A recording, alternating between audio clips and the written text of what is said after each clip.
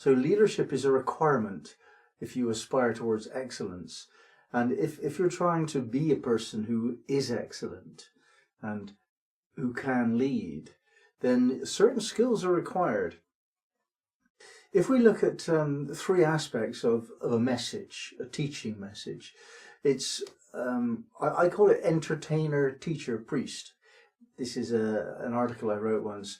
The job of any teacher, whether this is a spiritual teacher or a school teacher or anybody who's passing information, that their job is to have somebody change the way their mind works.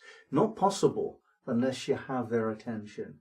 So the first thing that you do when you're teaching anything is to win the attention of whomsoever you're teaching. So that could be a classroom. How do you win the attention of the class? I learned that it was best to entertain at first.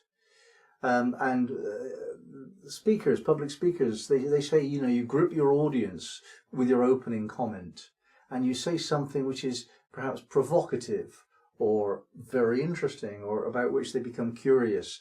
So you give them something to stimulate an appetite of mind. Entertainment is what does this.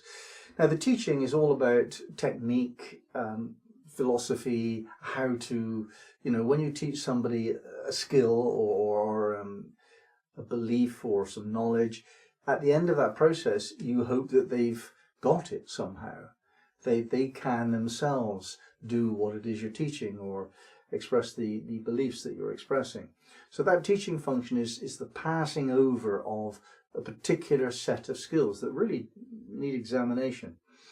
And thirdly, when you're teaching anything, you're conveying a meaning in some way, even if it's how to get more subscribers on YouTube.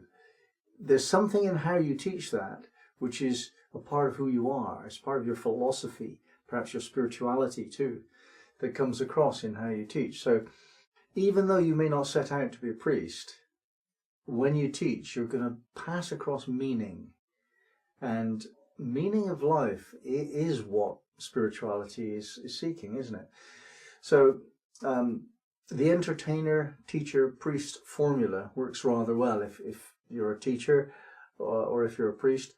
Or in fact, if you're an entertainer, because very often the people that we consider entertainers end up later in their lives, they're delivering spiritual messages very often.